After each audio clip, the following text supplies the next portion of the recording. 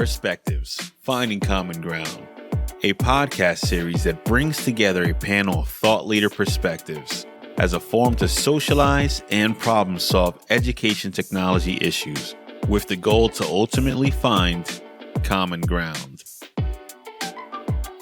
Hello, I'm Patrick Devaney, and I'd like to welcome you to this episode of Perspectives, Finding Common Ground. Today's topic is near and dear to all of us on the podcast today, certainly to myself. We're going to be talking about the purpose of standards, tech standards in the edtech industry. So with that, I'd like to start by our panelists introducing themselves. And let's start with you, if I could, please, Erin. Hi, great to see everybody this day. Whether you're on the East Coast and it's the afternoon, or the West Coast, it's the morning, good afternoon. I'm Erin Mote. I'm the Executive Director of InnovateEDU, the organization that, along with 18 other organizations, leads Project Unicorn. Project Unicorn is a movement within K-12 data to really move towards data interoperability at scale. So why do tech standards matter? I believe tech standards and data standards in particular are the backbone of innovation infrastructure.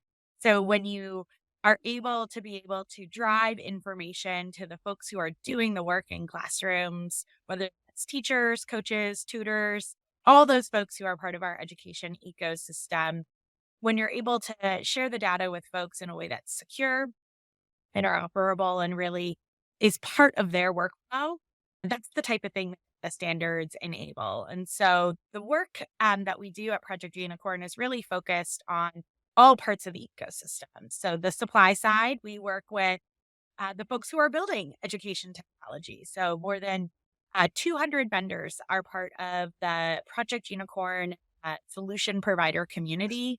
And we work with those solution providers on everything from really in-depth technical assistance to helping them understand what's happening in the landscape to facilitating conversations with what we call the demand side. Those are folks like Patches and others who are buying that education technology or thinking about strategic planning around data interoperability, maybe even establishing a state longitudinal data system and working on data modernization in their state or district. Here we actually have over 900 districts that work with us at Project Unicorn who are really taking advantage of a whole set of resources, whether that's boot camps where they're learning the basics of interoperability, advanced boot camps where they're actually building things alongside their solution providers, or the set of resources that we provide to help folks understand a little bit more about data interoperability and data standards in the system. I used to say we are standards agnostic until someone pointed out that means that we don't really care about standards. So now I say we're standards neutral, meaning that we support all sorts of data standards within K-12 education. Ad5, A4L, edtech are our three biggest partners, but also PESC and a number of others who are doing work in this space. One of the things we're really excited about at Project Unicorn is we try to create tables that bring the supply and demand side together, whether that's our technical advisory council or whether that's our K-12 leaders and a new emerging leaders cohort actually for district and collaborative leaders as part of Project Unicorn to really build that capacity. Thanks for having me today. I'm excited about this conversation and excited to have the audience understand a little bit more about how data standards can really enable their work. Fantastic. Thank you, Erin. Welcome. Sean, I guess you can go next. Sure. Hello, everyone. Sean Casey from the Ad5 Alliance.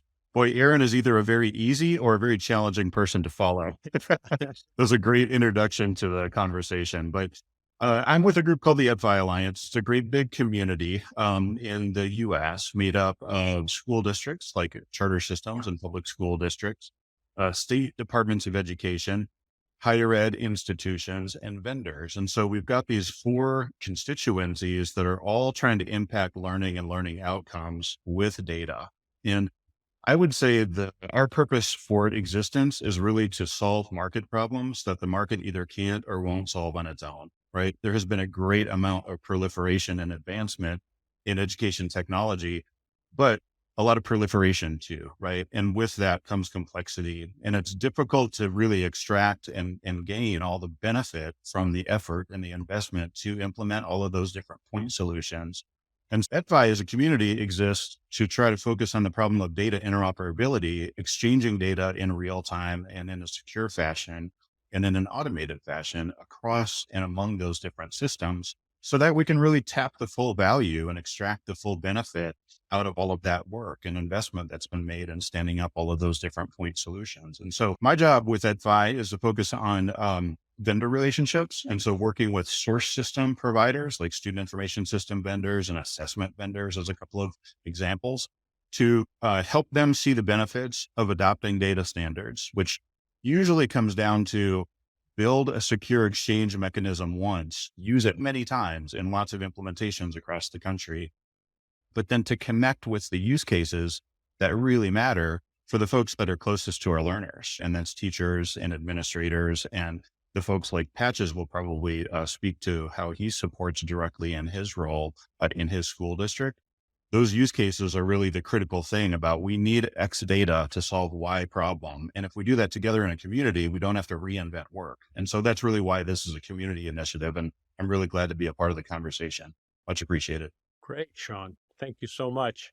And last, but certainly not least, Patches.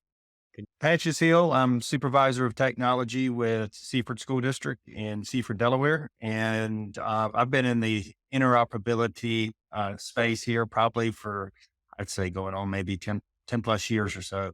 We've been working to try to standardize a lot of things here in Delaware. I've actually been in 2 different districts, both Seaford and a neighboring school district, but also served in the role of CIO for the Department of Ed for a while. And so I've seen how interoperability really helps both the school districts, but the state to start to pull these unlike systems and unlike data together. For me, it's really about the whole child visualization of data and trying to get all that in one spot for the decision makers.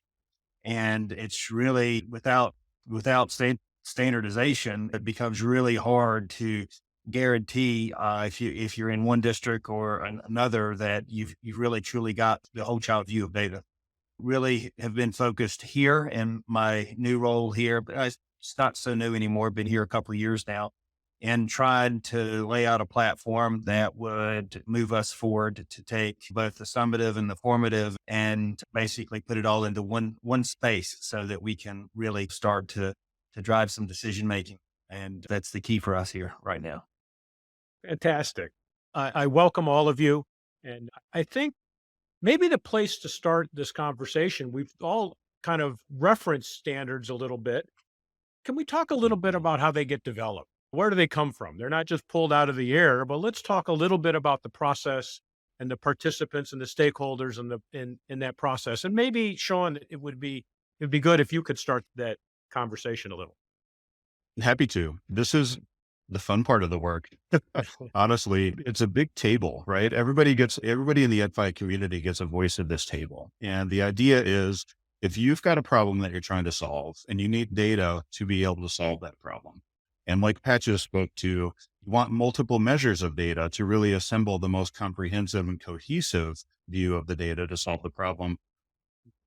That's a problem that you care about. The Ad5 community operates on this governance structure, this framework, which allows for people to come together in work groups or special interest groups to really define that essential question, what data you need to solve that essential question, and then what systems typically source that data so that you can define that pattern, that data flow pattern that will allow you to get the most current information, assemble it from multiple sources, and give you that best kind of decision-making support, just like Patches spoke to really well.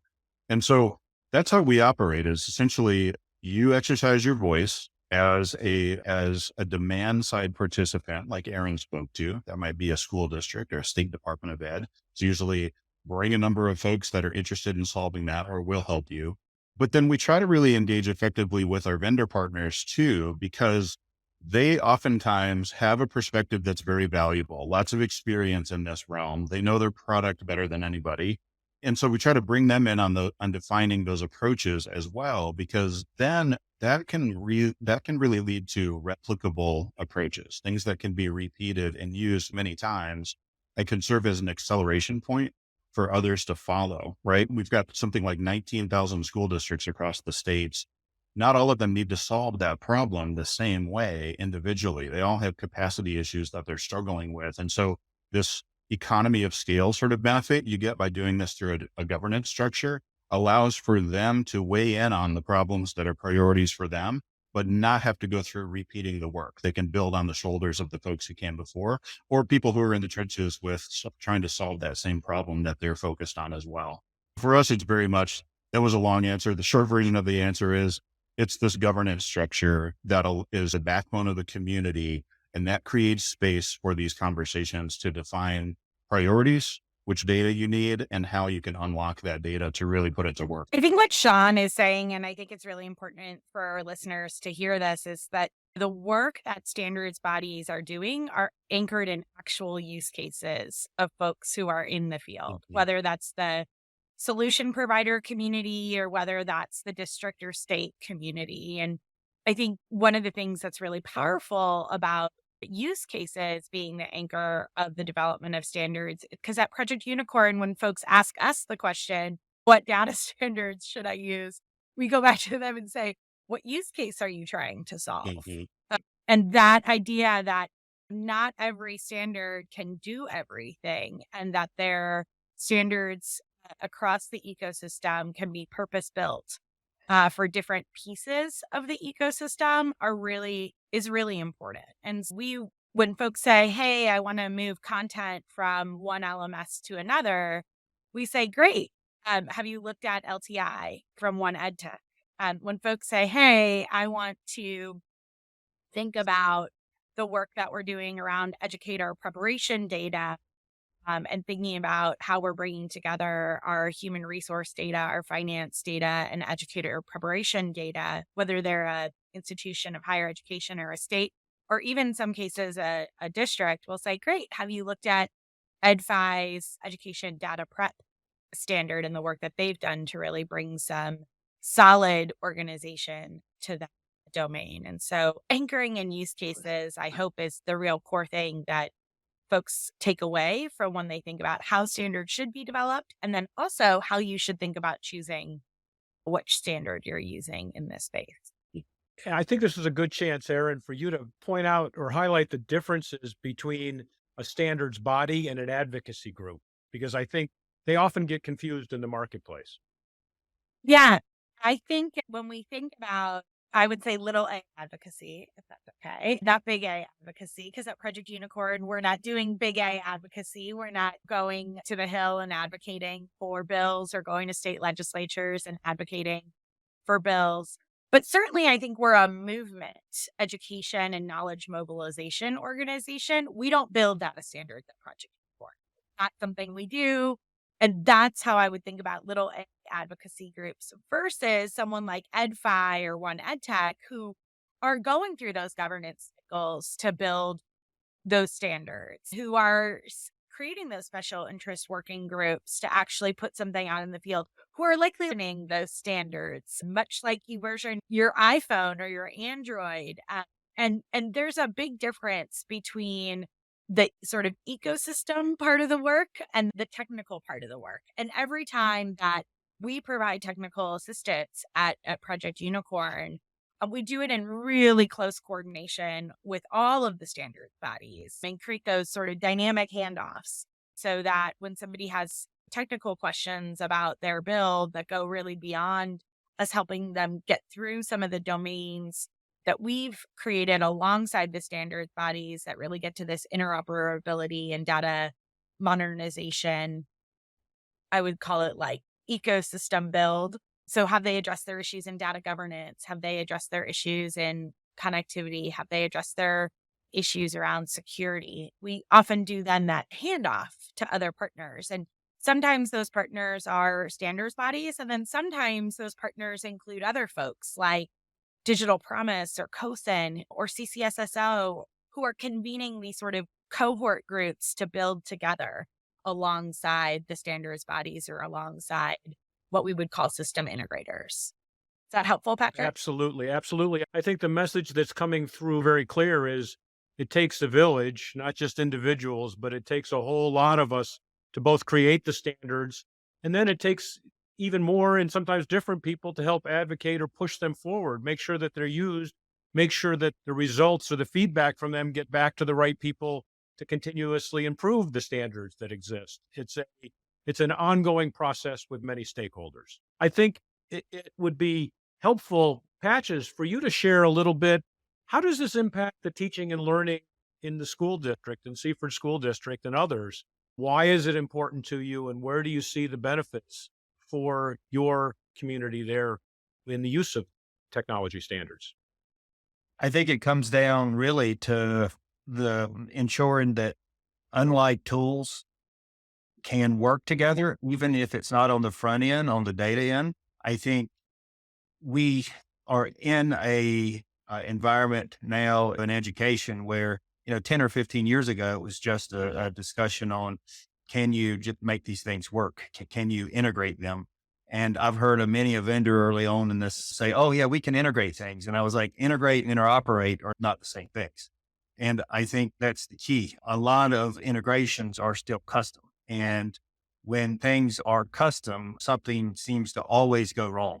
Doesn't matter how much. If you do an upgrade, normally what you'll see is the custom code doesn't get tested. And then what happens is you find out 3 weeks later what really broke. So I think for us is it's ensuring that tools, unlike tools, are working together seamlessly to provide that end solution to our customers, which are the teachers and students. That's really the ultimate thing for us, is to ensure that I can with confidence go out and buy a tool, or lots of times I'm not buying the tool. Instruction is going out, buying the tool and making a decision. And I hate to say, lots of times it's without the tech requirements as part of that process. We hope that it's part of that process, but sometimes it's still an afterthought. And knowing that this is a thing that most of these companies are focused on now and trying to move forward, helps make sure that we at least can have these tools, like I say, the unlike tools work together. Sounds like there are very visible benefits of standards in some cases. There also are some challenges. Where do standards get in the way? And what are some of the common challenges of requesting that standards be used? Whoever wants to chime in is fine. I would be happy to. I'm smiling over here because I think healthy skepticism is always good. We live in a complex world, and I think I put myself back into my district administrator's shoes prior to joining Ad5, and I needed to ask these questions and really have a level of understanding for how I was using resources, both my financial resources, our budgets, our CapEx and our OpEx type dollars, but also my staff resources and how responsive I was being to my teachers' needs and my instructional to like teaching and learning departments' needs. I think the healthy skepticism is good. I would say a couple things. I would say this is not easy work, period. We have probably, by my estimation, which is just one person in this conversation, but by my estimation, we have something like 3 decades worth or so of technical debt and proliferation that we are trying to get our hands around as a field so that we can answer the questions that we have to answer right now for the learners that we have today. Our instructional time with them is precious. We have them for 180 school days or so each year. And we need to know as full a picture of our learners and how they're progressing towards their learning outcomes, or where they need help and support as quickly as possible so that we can provide the right kinds of interventions at the right time. That's why we need interoperability, in my opinion. That is so that we really put the systems and the data to work to support the learners that we have right now.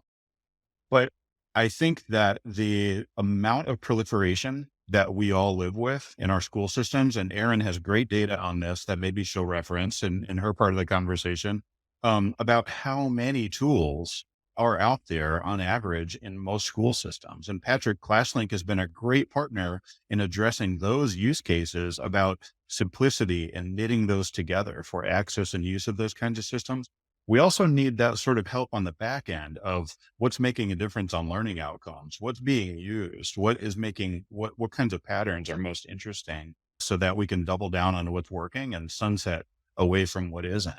So I think that's the first thing, is that this work is not easy. And that's why Ad5's point of view is we don't recommend you trying to do it alone or on your own, right? join in a community effort for these economy of scale benefits, and many hands make light work an approach, right? Or lighter work, I should say. Patches keep me honest. We need early adopters like Patches. That's been one of the great things about getting to know and work with him over the years in his various roles, is that he has always been, if you think about the adoption curve, he has always been one of the early adopters who has a vision and who is willing to do the things, the hard things, to prove it out and show pathways that others can follow. That's also a very important function of community, because again, this idea that we need to know what has worked and what were the challenges so that we can speed up and accelerate the benefits for others that follow. And then I think the last thing is, and I go back to my district days and I'll raise my hand and say, I was guilty of this too. This is a little admission and confession on this podcast, is sometimes we have influence over our vendors and vendor solutions. And at the time that may seem like a good thing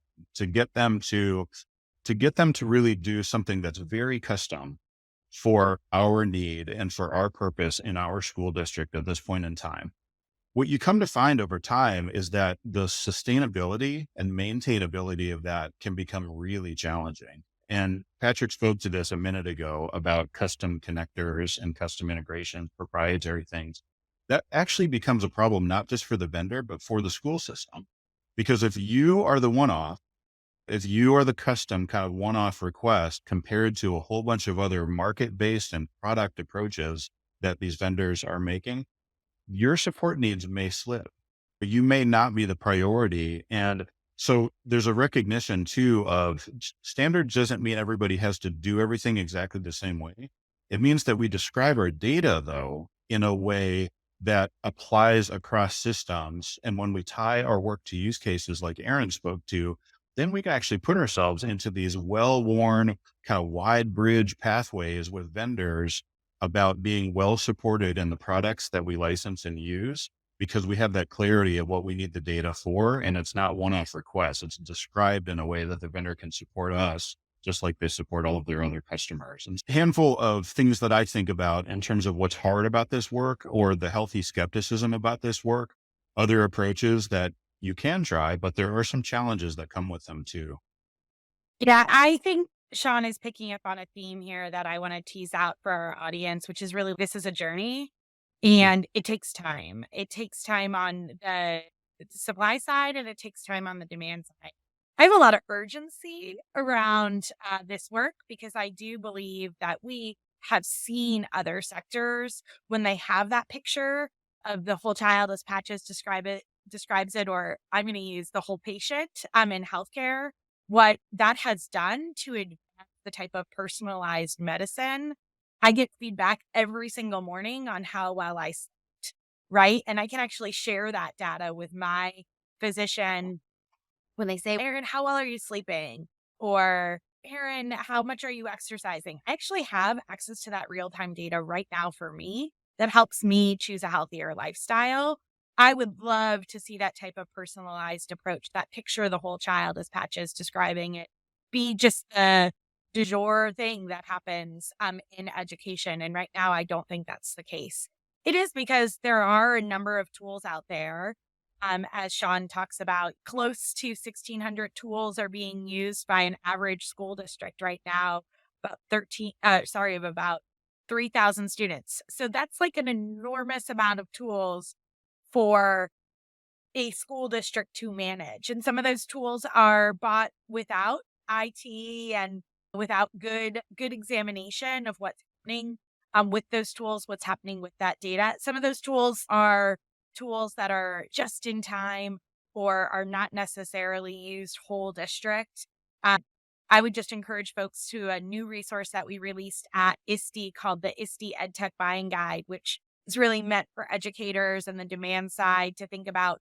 If you think about the things you should consider when you're buying EdTech or purchasing EdTech or even using free EdTech, I would describe it as a pie, and there's different slices in that pie that you should be thinking about. Interoperability is one slice, but so is privacy and security.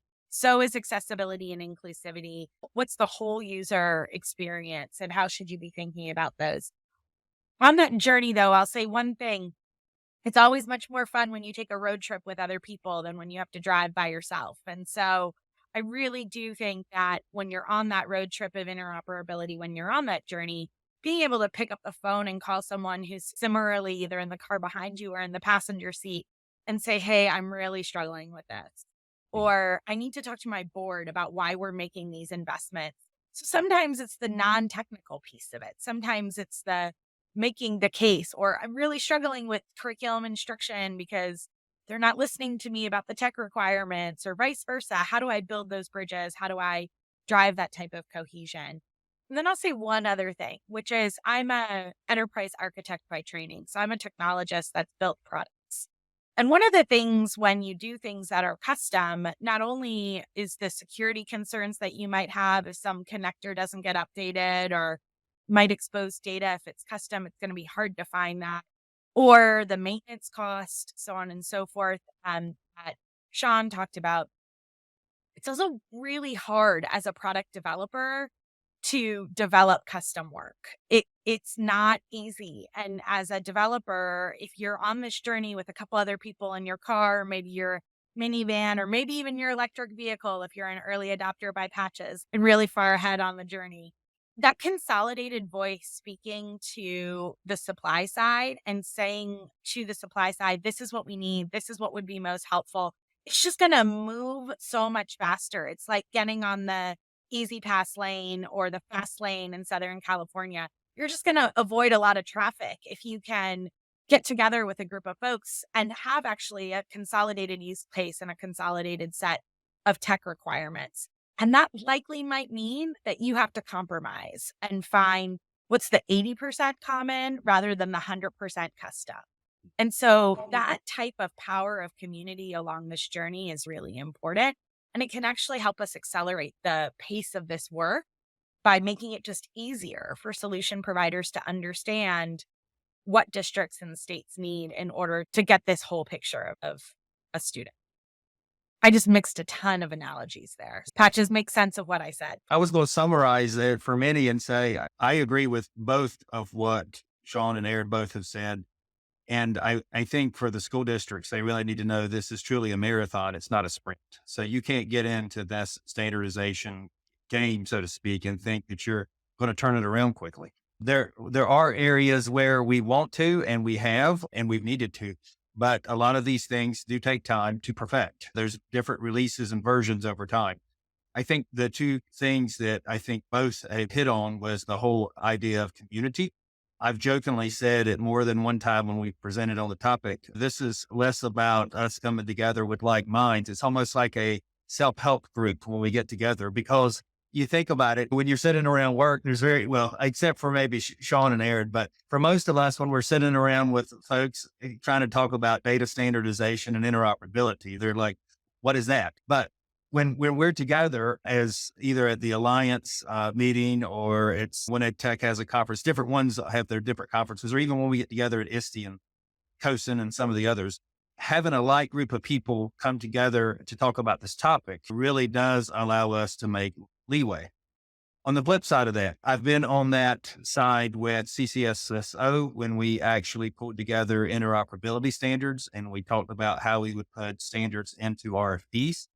But I think on the opposite side of that, I've sat with a good friend, a mentor from another district that was talking about a rostering standard many years ago and how there was a need for that. And there was a company at that time that was working through the process of standardizing that.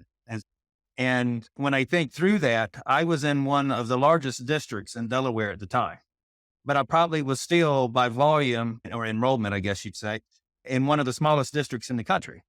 This person was in one of the largest in the country. And because I could actually come together with like minds with more buying power than me, I had a voice.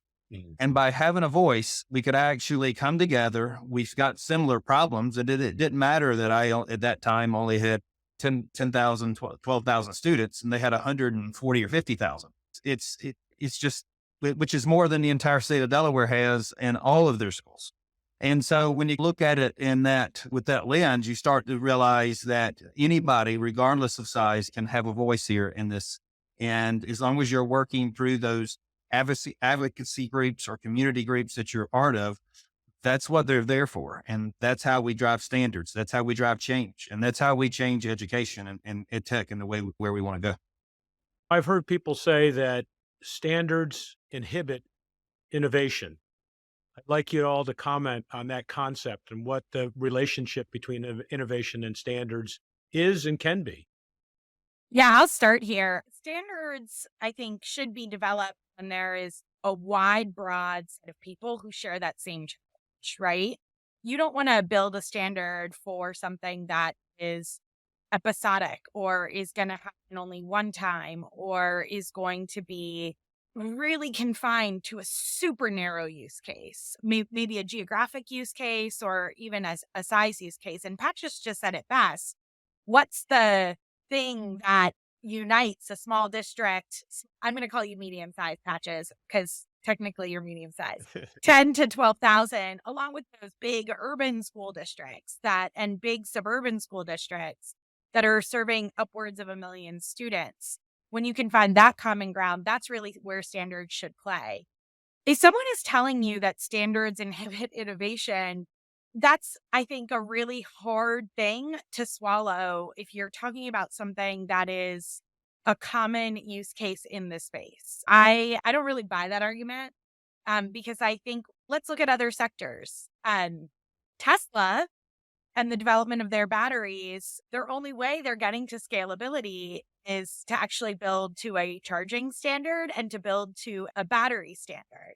In healthcare, even things like revolutionary vaccines, like what we all just experienced with the COVID-19 vaccine and the rapid development of that was actually underpinned by standards, underpinned by data interoperability and a global community being able to share information about what was happening, but also a set of standards around what do we expect we need from this to happen in terms of an effect size, and how are we tracking the result of that work. And if you are thinking that I want to build this super niche thing that only does this and doesn't need data in and data out, maybe you shouldn't use standards. But in a place where you're trying to exchange data with other systems, where you're seen as one input into a larger ecosystem, you better begin to have the conversation, no matter what size you are as a solution provider, about data interoperability.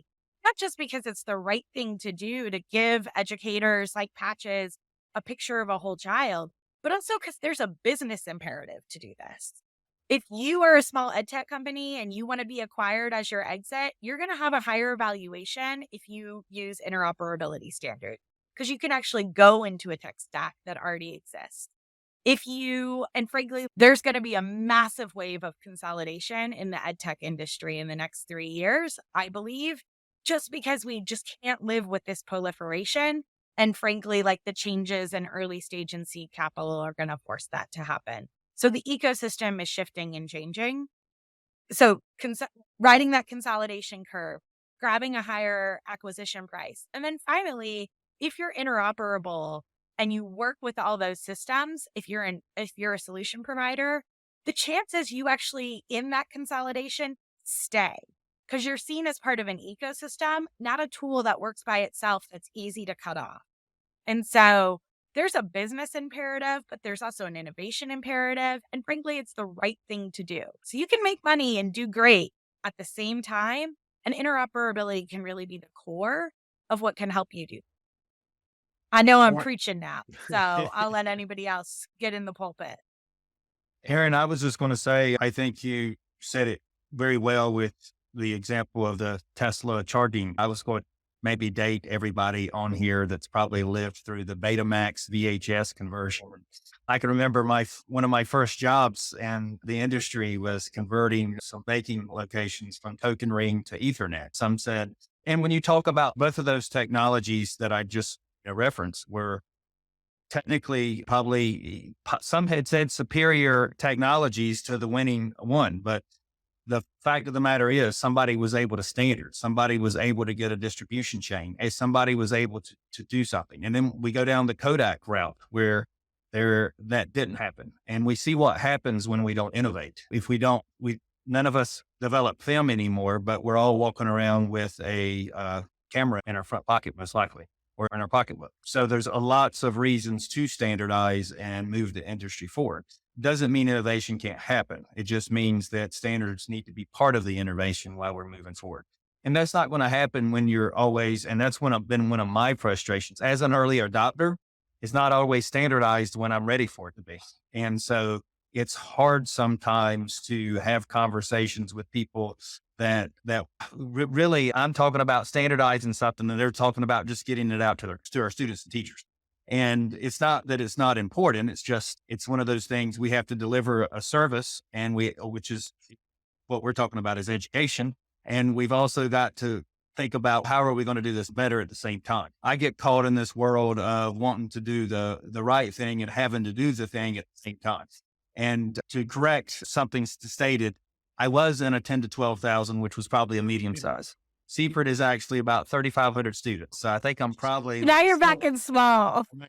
So Back in average, actually. Isn't that about the average size district? maybe it's average. See, look at there. 3,000 is the average size Yeah. school district All right. in our country, and 50, if you include all 58 territories, states, territories, and principalities. This is a lot of small districts. It's the vast majority, which is why us coming together and having that unified voice is so very important, because I also think our solution providers don't always know how to sell and solve the challenges to those small and medium-sized districts. And so if those districts aren't present, it's hard for folks to understand what their use cases are. And it's really important to be thinking about those pieces.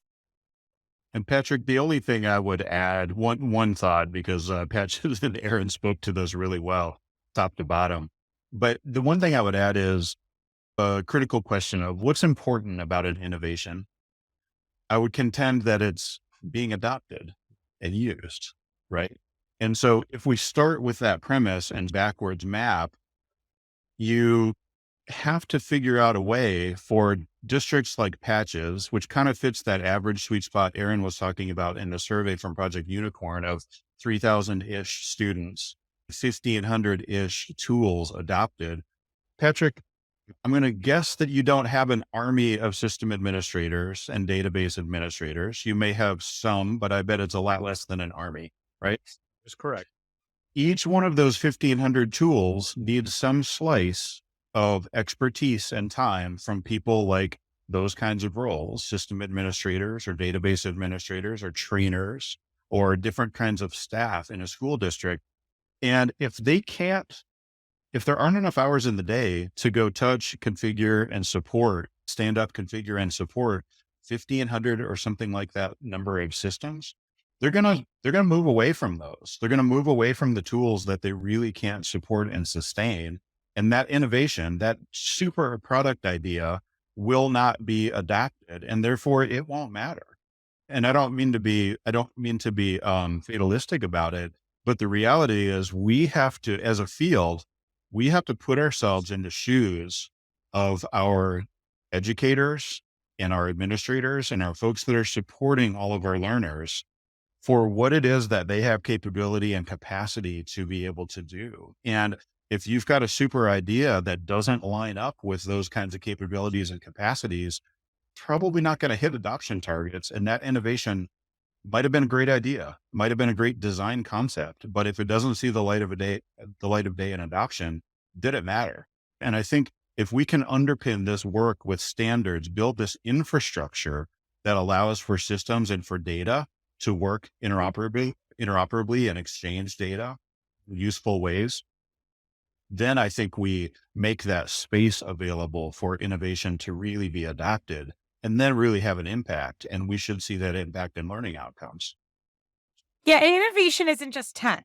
There's some really amazing things that are happening in pedagogy and practice right now that are enabled by tech, but tech is not the driver. And so I think when we're talking to our folks who are in curriculum and instruction, and they're thinking about pedagogy and practice or professional development or those types of things, you might not say, I'm such an innovative tool that I don't need to be interoperable because I'm like so cutting edge or I'm doing something over here. But it teachers can't actually get the data out of your system to understand how that fits with everything else that's happening in the day and everything else that's happening with that student, then again, you're not enabling innovation that is actually impacting a teacher's workflow.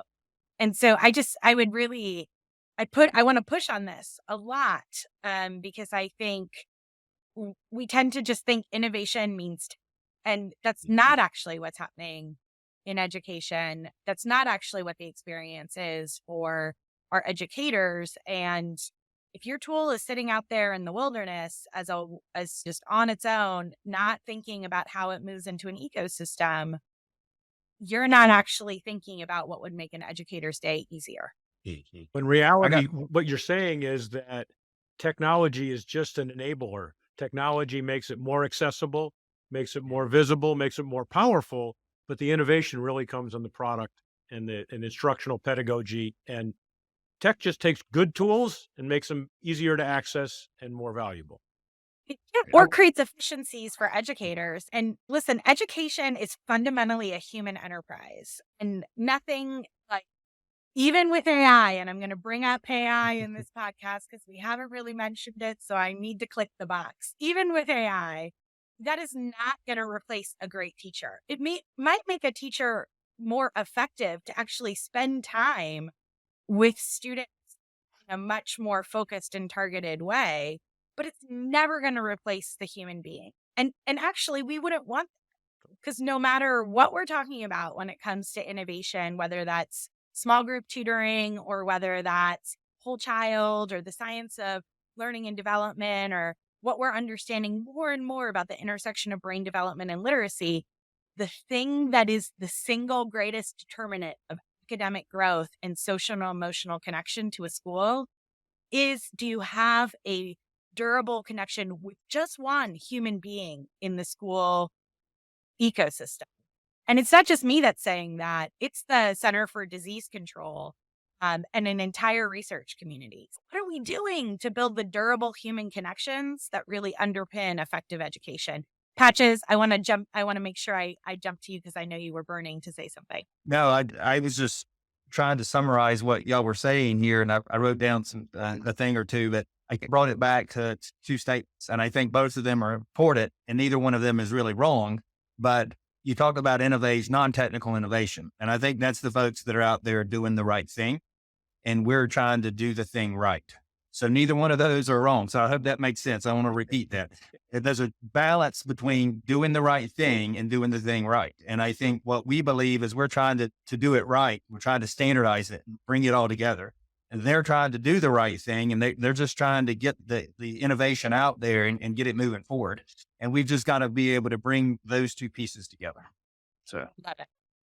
They got to hop in the minivan or the electric car or the Tesla, right, Patches? Yes. I would love to carry this conversation on for hours and hours to come. I'm sure we would find plenty of things to talk about and continue this rich discussion. I hope you all are willing to come back and to readdress some of these topics, take them even deeper at some point in the future. I'm going to try to summarize a little bit of what we came out of this with today, and I want you all to correct me on things that I've missed or things if I misspeak on anything. But I think the short answer is this is a community effort. It takes an ecosystem to do things and do things right. It's not just about technology. We have to remember the people in the middle of this, and technology is here to enable and support those efforts. I think anybody who pushes back on the use of standards might be trying to take a simple path. The message here is the standards are hard work, but they really pay off. They pay off in spades to the vendor community, to the educators and the users alike. So there's benefits all the way around. I think also they are not going to be perfect. And we haven't really talked about this, but standards come in versions. They're based upon community input, and it takes a constant method of improvement. But if each version brings us incremental change, we compound that over time and we get real change. We get substantive change in the benefits that we're delivering. There are many organizations to get involved in out there, and people should be looking at those of like-mindedness, those that have similar challenges, to help pair up and get that larger voice to make it better for everyone. What did I miss? I think you nailed it, buddy. All right. Excellent. My friend. This is a wonderful group of friends, and I truly do call them friends. I thank you so much for your time today. For those listening in the audience, I hope you've enjoyed this conversation. I welcome you to share your thoughts and requests for additional topics in future podcasts. Until next time, thanks so much. Thank you for listening. ClassLink is proud to be the meeting place to facilitate these conversations. If you have a topic idea, send it to perspectives@classlink.com. To keep hearing our perspectives, be sure to follow us on Apple and Spotify and subscribe to us on YouTube.